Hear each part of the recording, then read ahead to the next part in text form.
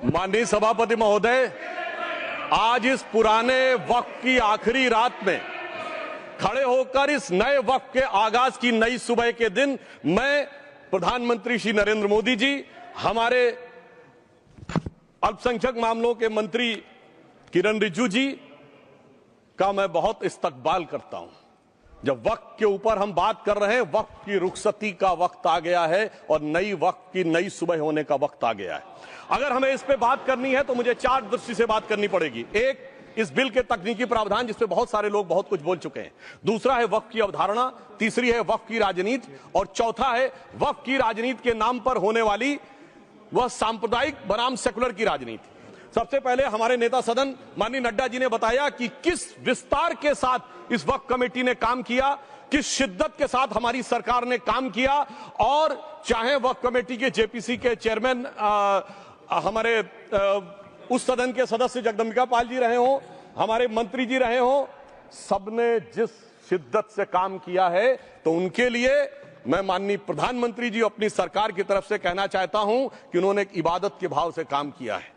तो मैं कहना चाहता हूं, इबादतों की तरह मैं ये काम करता हूं, अपने फर्ज को झुककर सलाम करता हूं, फिर भी आप खिलाफत कर रहे हैं तो तेरी मुखालफत से निखरती है शख्सियत मेरी। मैं सियासी दुश्मनों का भी बहुत एहतराम करता हूं। तो इस एहतराम के साथ मैं अब आगे का बयान शुरू करता हूं और मैं ये बताना चाहता हूं कि एक बड़ी सिंपल सी बात है जो अभी माननीय नड्डा जी ने भी कहा। दुनिया के तमाम मुस्लिम देश बता दिए, इस्लाम की धर्म स्थली सऊदी अरब, सबसे बड़ा मुस्लिम देश इंडोनेशिया, जहां खलीफत रही वहां टर्की, और जहां आईएसआईएस का इलाका वहां इराक और सीरिया, वहां कहीं भी कुछ भी नहीं है ऐसा, फिर भी हमारे यहां क्यों है कैसा। तो मैं कहना चाहूंगा सभापति महोदय, एक हिंदी में कहावत होती है, नया मुल्ला प्याज ज्यादा खाता है, परंतु यहां तो जो गैर मुल्ला प्याज बहुत खा रहा था और इतना खा रहा था कि आंसू निकल रहे थे गरीब मुसलमान के भी और देश के भी।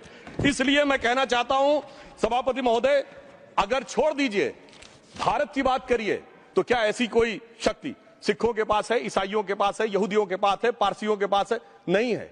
छोड़ दीजिए, इस्लाम के अंदर आइए। अगर इतना भाईचारा है तो ये सुन्नी वक्फ बोर्ड और शिया वक्फ बोर्ड अलग क्यों है मेरे भाई? जमीन पे एक दूसरे पे एतबार नहीं है, सिर्फ सियासत के लिए साथ में आने की बात है। ये भी जरा सोचने की बात है। और जो अकलियतों में भी अकलियत है, आगा खानी है, बाकी है, जो बोहरा है, उनकी तो कोई गिनती नहीं है। हमारी सरकार ने पहली बार मुस्लिम समाज के अंदर भी ईमानदारी से सबको समान प्रतिनिधित्व देते हुए एक नई सुबह के नए वक्त का आगाज किया है। इसके लिए मैं सरकार को बधाई देना चाहता हूं। और सिर्फ ऐसा ही नहीं है, मुस्लिम समाज के अनेक लोग इस प्रकार के नियमों से बहुत प्रभावित हुए और बहुत प्रताड़ित हुए, जिसके अनेक उदाहरण बहुत लोगों ने बताए होंगे। मोहम्मडन एजुकेशन सोसाइटी कोल्हापुर का केस है, ईदगाह मैदान हुबली का केस है, जिसपर सुप्रीम कोर्ट ने साफ साफ उसको हुबली धारवाड़ म्युनिसिपल कॉर्पोरेशन को वापस कर दिया। अनीसा अयाशा वर्सेस तमिलनाडु वक्फ बोर्ड का केस है, तेलंगाना स्टेट वर्सेस मोहम्मद मुजफ्फर का केस है, हिमाचल प्रदेश वक्फ बोर्ड वर्सेस ख्वाजा खलीलुल्लाह का केस है, और सभापति महोदय ताजमहल पर भी दावा कर दिया गया।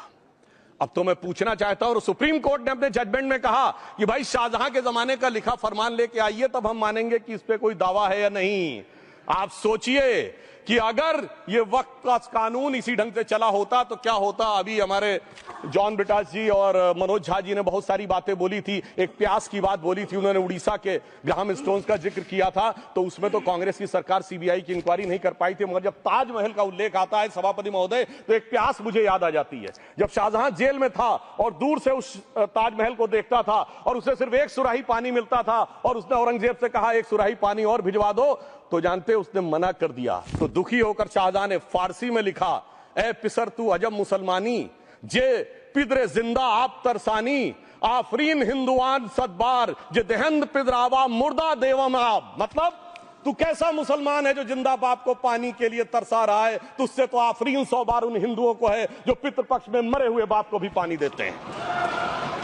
और सभापति महोदय, मैं बताना चाहता हूं कि ये हमने ईमानदारी से मुस्लिम समाज के कल्याण के लिए बात की है, क्योंकि एक तरफ खड़ा हुआ है ईमानदार मुसलमान जो शराफत के साथ ईमान को गले से लगाए हुए हैं, और दूसरी तरफ कुछ चंद सरमाएदार हैं जो उस अमानत में खयानत करके शरारत के साथ उसके झंडावरदार बनना चाहते हैं। न्यूज नेशन अब व्हाट्सएप पर खबरों के ताजा अपडेट के लिए न्यूज नेशन के इस क्यूआर कोड को स्कैन करें।